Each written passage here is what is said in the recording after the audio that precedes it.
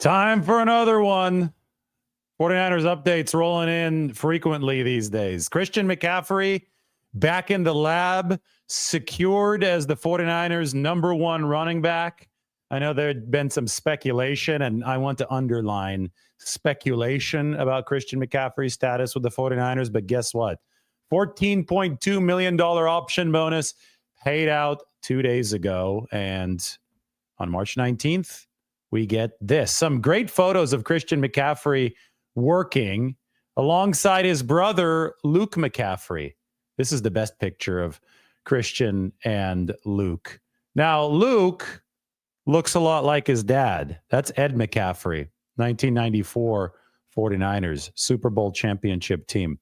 Anyway, back to the workout photos.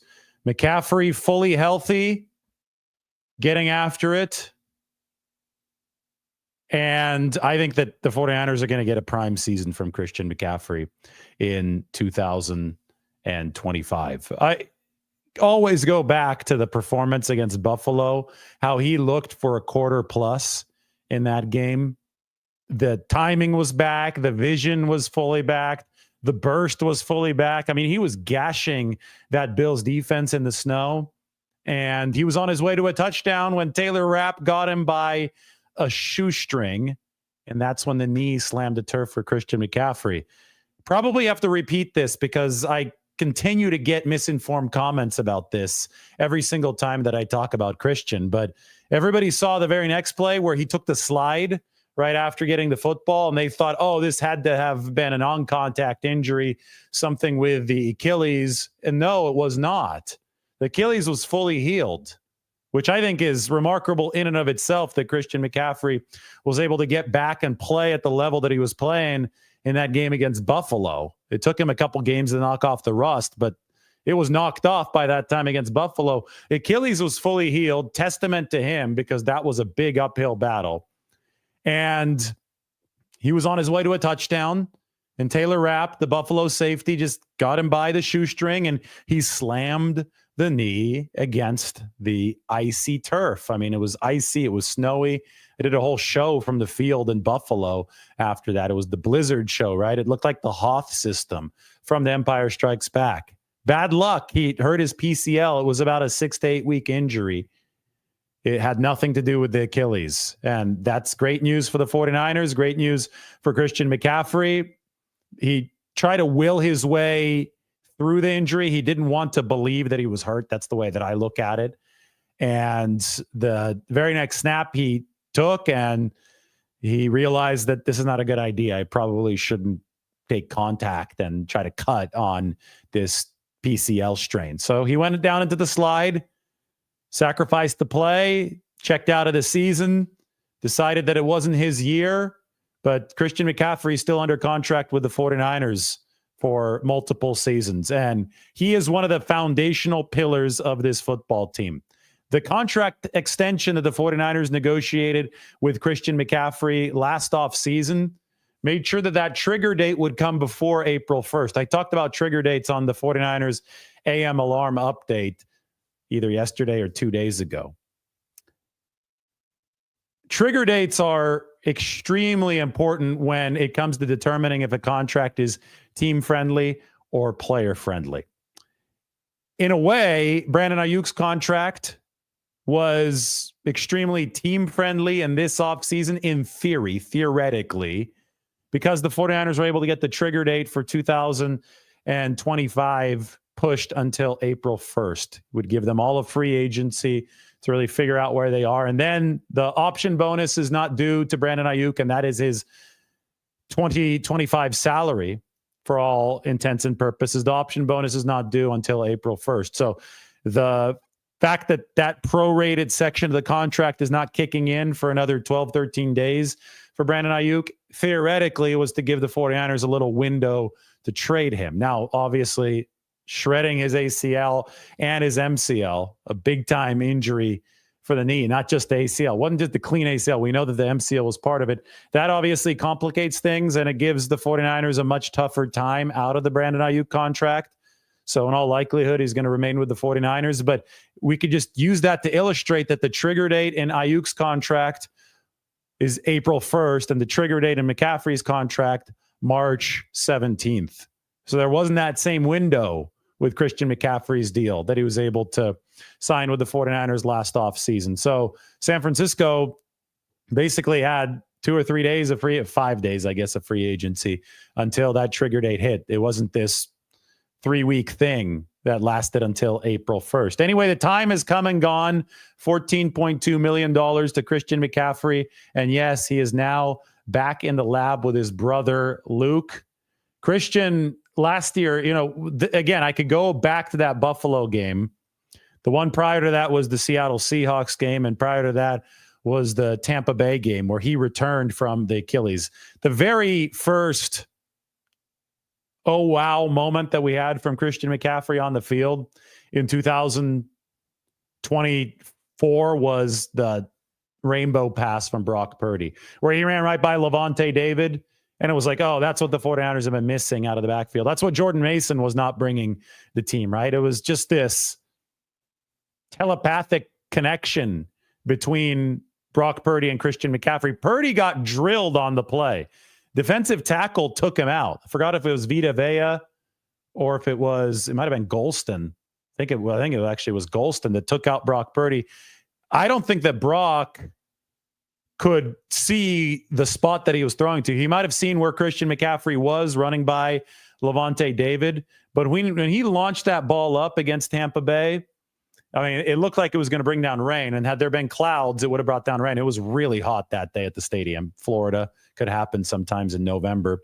And he threw that ball a clear 15, 20 yards ahead of where Christian McCaffrey was. And Christian had to just run underneath it. And it was just this feel between quarterback and receiver. You don't have time to plant your feet, look to where he's going to be, and wait till he gets open to throw the ball to that spot, because the defensive tackle is obliterating you. So Purdy felt where McCaffrey was going to be. McCaffrey felt where that throw was going to be. And then he did the whole Willie Mays, right? He caught it after looking up with a helmet on, which I think is really, really difficult to do. But he was able to run under the football and make the catch. It is that telepathic connection. And it's not just on throws like that, but it's on, just check downs, knowing where to be. If you're shaded a yard too far to the left or a yard too far to the right, you can screw up an entire throw. And, we saw it with Patrick Taylor Jr. against the Miami Dolphins. The throw can almost be intercepted. It could be what looks like a harmless 5-yard check down, but it could turn into pick six danger territory if the running back is not in the right spot as a safety outlet. And if the quarterback doesn't trust that the running back's going to be in the right spot as the safety outlet, he might take more sacks. I mean, other downstream negative effects can happen. So Christian McCaffrey erases a lot of bad on the football field. He's back in the lab. I think he's ready for more prime football in 2025. I have covered Christian McCaffrey for a very long time, because I covered the Stanford team, and they just had their pro day today. General manager of Stanford football is now Andrew Luck. But I've covered Stanford football for a very long time before the 49ers. And so I got to see some really good running backs come through there. I'm talking before McCaffrey, Stephon Taylor, Tyler Gaffney. Anthony Wilkerson was a good back that Stanford had. Toby Gerhart is my age. Richard Sherman, Toby Gerhart, and I are in the same class, coming out of Stanford there in 2010. But then Christian McCaffrey came along, and I was working for ESPN at the time, and I was covering Stanford. And what I saw from McCaffrey was unlike anything I've ever seen to a football field, on a football field. And I'm talking up to that point and since that point. This is one of the special athletes that we've ever seen on the gridiron. And he's still only 28 years old.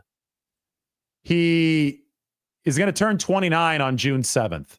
But this is still somebody who should physically be in his prime. And I think that what we saw against the Buffalo Bills was an indication that Christian McCaffrey still has some prime juice.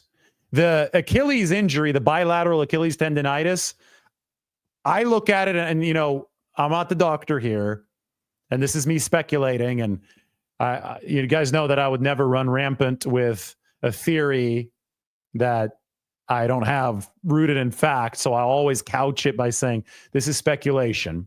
So this is not, don't go out with this and say, oh, this is definitely what happened with Christian McCaffrey. But this guy works hard. And bilateral Achilles tendonitis, it happened on both sides, could be an indication that he was just training his ass off over the course of the offseason. Might have been pissed off coming off the Super Bowl. And then it hit. I mean, it hit right before the start of the regular season for the 49ers. If anything, I don't think this was an overuse injury as far as how much Christian McCaffrey was dealing with in the regular season, but I think it's how much pressure and how much work he does in the offseason. And I know that he has talked about calibrating and figuring ways out to avoid what happened last year. And I think that when we look at the work that he's doing with his brother right now, when we take a look at some of these photos, got to get this back up on the screen, then we can confidently say that Christian McCaffrey is holding true to his word of he's going to figure out the right way to make sure that his body is ready to go. I mean, he's done this at such a high level for such a long time at this point. I would almost say that last year was an anomaly. And last year was coming off of the long playoff run in 2022, the long playoff run in 2023. And the Achilles flared up. And good for McCaffrey and good for the 49ers for shutting it down in time before anything more serious happened. And I know that he was struggling. He said he was struggling to walk to the bathroom times. That's how badly it was barking, but it didn't rupture. And he was able to get it under control.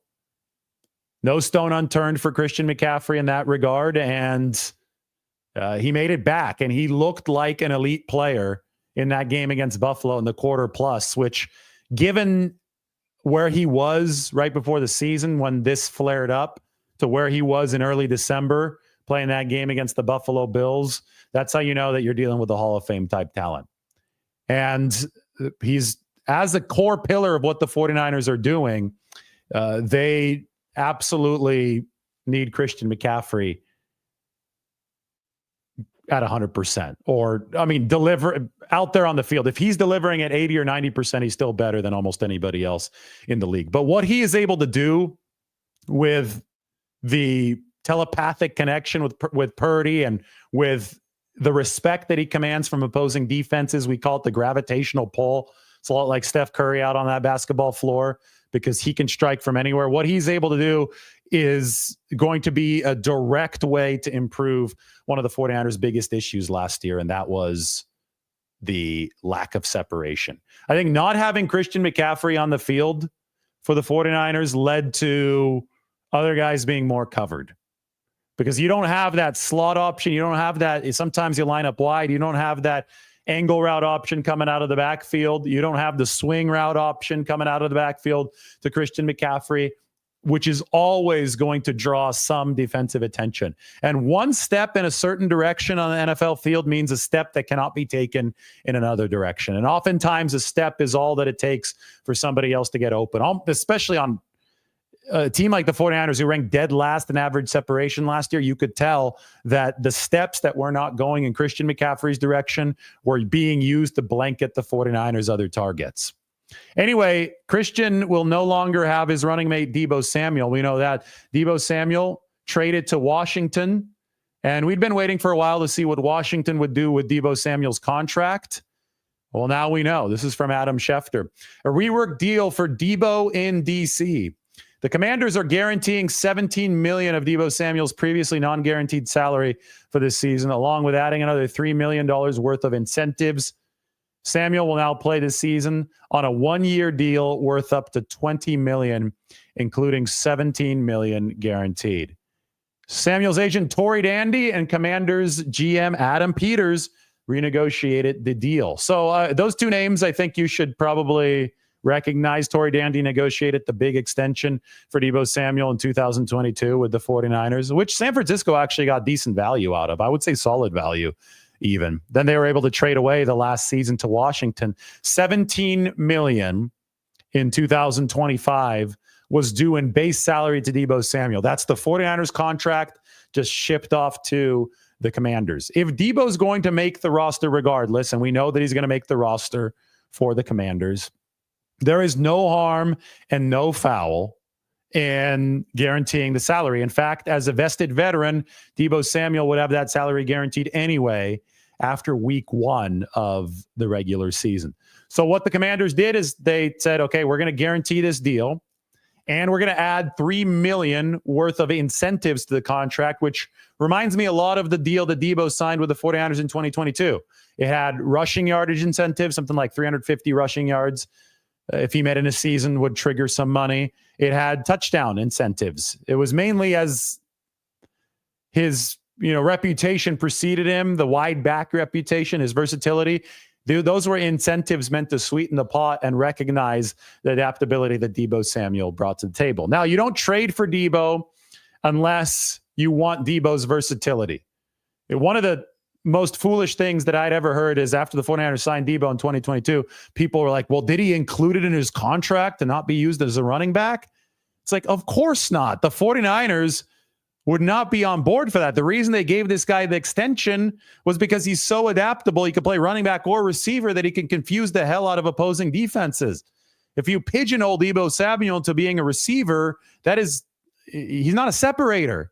He's a bulldozer, right? So the Commanders are going to want to do the same thing with Deebo Samuel as far as incentivizing him to be as adaptable as possible. And that's why the $3 million in incentives might remind you of the 2022 deal with the 49ers.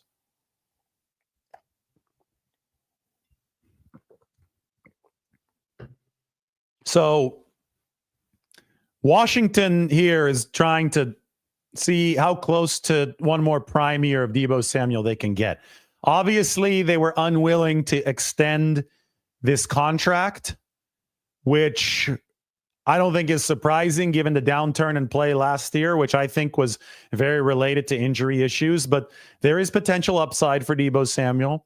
And those of us who covered him closely with the 49ers last year will tell you that he looked awesome in training camp, looked awesome in week 1, and looked really good in week 2, 100-plus receiving yards for Deebo at Minnesota. But then came the oblique. That's a tough injury to work out with. And then came the pneumonia. There probably still is a little bit gas left in the tank. And Washington's sweetening of the pot with the guaranteed money and with the $3 million in incentives does acknowledge that. And I think that this deal has a chance to work well for both sides. And not just Washington and Deebo Samuel, but also for the 49ers who were able to get that 5th-round draft pick. The NFL has made a few rules change proposals, or teams around the league have made these proposals. I'll be headed to the owners' meetings in West Palm Beach in less than 2 weeks at this point. I'm super excited for that. They'll be done 2 weeks from now. 2 weeks from now, I'll be flying from West Palm Beach over to Asheville. And then we're going to be headed up to Whitefish, Montana. Shout out to our man, Mark Major, out there. But the owners' meetings are going to see the voting on some of these rules. And one of the rules proposals was the Packers, who want to ban the tush push. I think the Packers are wimps for wanting to do this. I think if you can't stop something that's a physical play in football, you shouldn't go crying to the rules committee, the competition committee about it. Maybe you should figure out a way to stop it. Maybe go to the gym, squat some more, because we know that Jalen Hurts can squat, 700 pounds, whatever it is. Anyway, the Packers have their name on the rules proposal to ban the tush push. The Lions have a much more intriguing rules proposal to me. They want the number 1 seed to go to the division winner with the best record, but for all seeding afterwards to be based on record. So, I mean, there have been several examples of teams that haven't been all too good in NFL history ending up hosting a playoff game over a team that's not over a better team, right? Because of the record and the division championship. The division championship is what got it for them.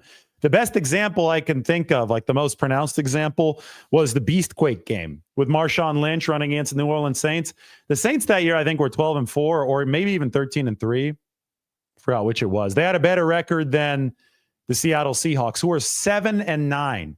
But it was back during the very dark ages of the NFC West when 7-9 won the division. And for that reason, the Seahawks were able to host Drew Brees and the Saints. And then we all know what happened next. Marshawn Lynch and that run that registered on the Richter scale. And, that was a cool moment, but it was like, poor Saints, come on. Win several more games, and then you have to go on the road to play a team that had a losing record in the regular season. I mean, that was I get it that year was an anomaly in many ways, but you have this constantly happening. You have these teams with worse records getting to host teams with better records just because they won a worse division. The Lions proposed this rules change, and it's not surprising that it comes out of the NFC North because the NFC North absolutely dominated the rest of the conference last year, and it was the NFC North that produced the Vikings, who had to go on the road to play the Rams. Now that game had to be moved due to the wildfires. It went from LA at SoFi to Arizona, but still Minnesota, despite a 14-2 season, did not get to host a playoff game. And then they got blown out in their road or neutral site playoff game against the Rams. And it just doesn't seem fair. It seems that it devalues the regular season. So I actually agree with this rules proposal from the Detroit Lions to base this on seeding after the number 1 seed. The Lions also proposed a rule that says no automatic first down from illegal contact or holding on the defense. It's interesting. The Lions might have done their share of holding last year. They didn't have a great defense in 2024. The Eagles want playoff overtime rules for the regular season. All right, so the Eagles don't want ties. The Steelers want to allow some or more contact with teams and free agents during the legal tampering period. I'm going to have to read up on the details of that proposal to form a better piece of analysis. And multiple teams have sponsored a rules proposal to allow teams to prepare kicking balls before game day. There are currently only allowed to prepare other balls used during the game, just not balls used during kicks.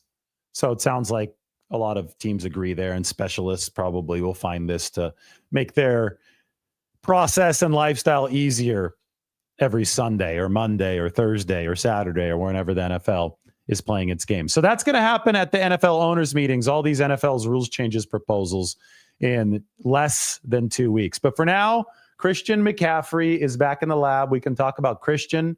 We can talk about how much Luke McCaffrey looks like his dad, the former 49er Ed McCaffrey.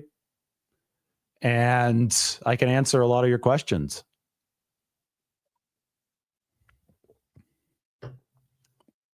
I think we've finally hit a little bit of the lull that comes about 2 weeks into free agency. You got phase 1 and then you have phase 2. I think we're about to move into phase 3.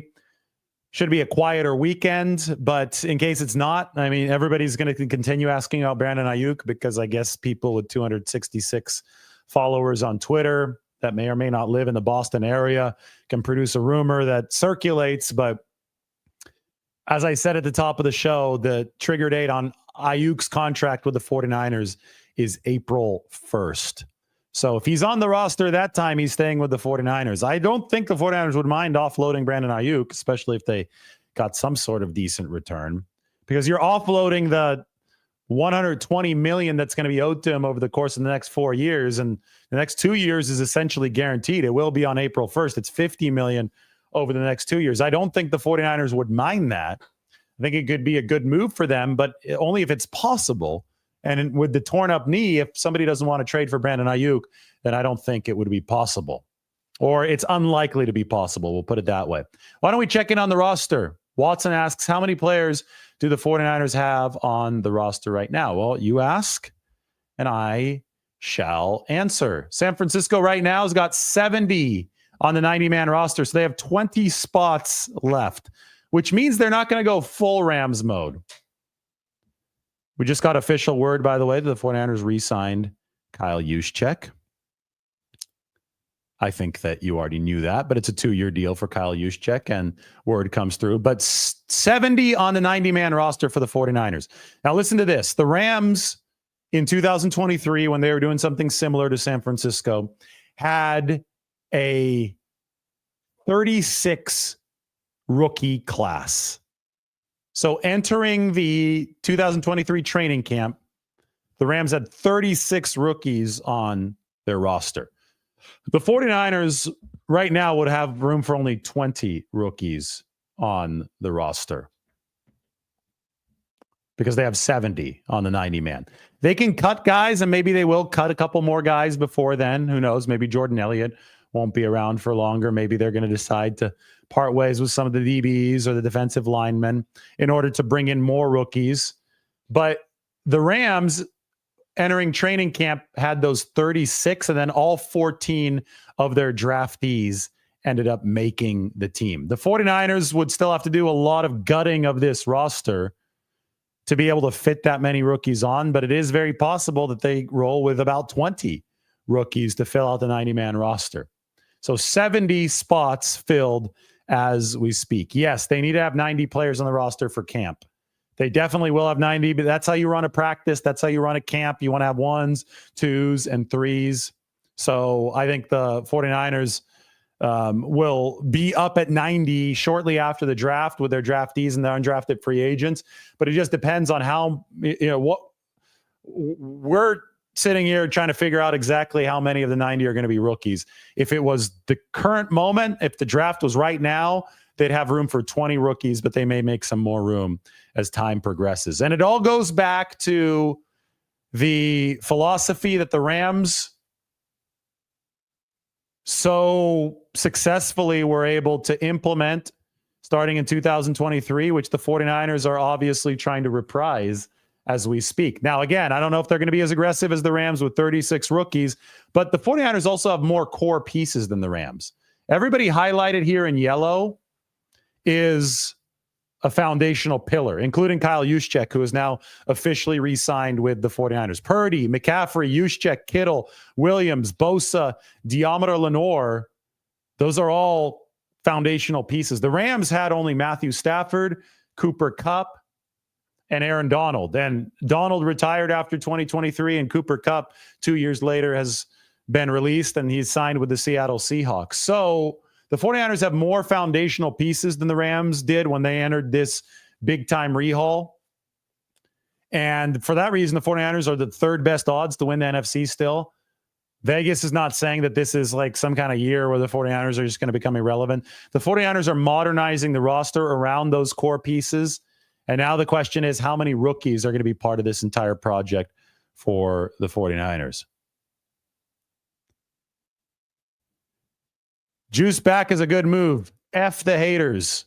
Yeah, I mean, Kyle Juszczyk back is unquestionably a good move. I don't think that you know football if you think that it's a bad move. I think there are a lot of people that are emotionally charged at all times, but especially right now, who are against it. Maybe they don't like Kyle Juszczyk. I don't know how any upstanding person wouldn't like Kyle Juszczyk. He's probably the best leader as far as the stability he's brought in that locker room over the course of the entire Shanahan-Lynch era is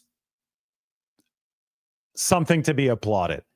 I've talked so much about my time covering the 49ers and how Kyle Juszczyk has always been a great resource, a friendly face in there. But what he brings from a football standpoint is also unique as well. So the Juszczyk stuff, just like the Brock Purdy stuff, is a massive litmus test.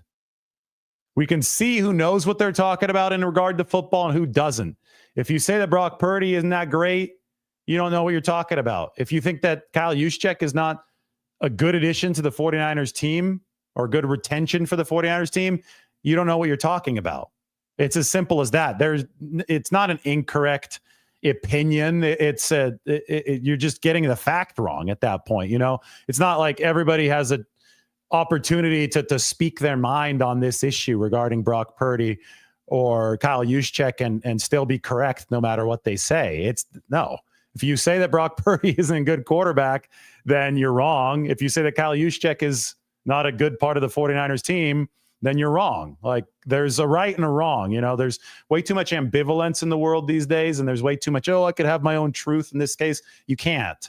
You know, the truth is the truth, and in the case of Kyle Juszczyk, he is a very, very welcome member of this 49ers team.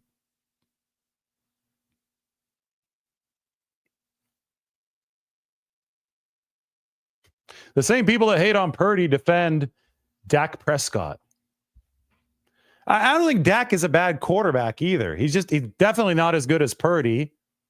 Dak had a lot of leverage when he signed his deal over the Cowboys, and he cared about APY, so they were able to get it to 60 million APY. But the oversimplification of this whole thing is absolutely absurd to me. People saying, oh, well, okay, fine, Purdy is going to have 65 million because he's better than Dak, or Dak got way too much money, so Purdy needs to be in the lower 50 millions in APY. They're not even looking at guaranteed money. They're not even looking at contract nuances. They're looking at this in an extremely binary way, which I guarantee you the business aspect of football is not going to entertain. The deal is going to get done, and it's going to find the variables that need to be adjusted to make it a fair contract for Brock Purdy moving forward. And hopefully we can stop having these discussions about Dak Prescott. And Josh Allen is a good one because he didn't sign for the top amount of money in terms of APY, brought some sanity back to the process, but it is all tiresome. It certainly is. Give Purdy protection, and he's the quarterback to beat. He's been running for his life a whole heck of a lot the past 2 years. Anthony asking about the Aiyuk knee update. I don't have one right now. Right around this moment is when that big test is supposed to happen. It's called a marker test, and it's with Dr. Neil Elatrosh, who performed the ACL surgery to repair the knee for Brandon Aiyuk. He also did the surgery for Curtis Robinson a couple weeks before Aiyuk. Robinson passed the test a few weeks ago, and now Aiyuk at any point now. That test should actually give the 49ers and maybe teams who potentially want to trade for Brandon Aiyuk, because April 1st would essentially be the deadline there. Maybe that is necessary information, but I still think I've been saying all along, this has been an unlikely thing. So 49ers, I think more than anything, would like to collect some intel ahead of the NFL draft so they know when Brandon Aiyuk might be expected to be back. All right, this has been fun. We took a look at Christian McCaffrey. That was the article, by the way, up on the San Francisco Standard on the 49ers renovation. But McCaffrey back in the lab, Deebo Samuel, new deal with Adam Peters and the Washington Commanders, and the NFL's rules changes proposals. Everybody, thanks for watching. We will talk to you a little bit later today.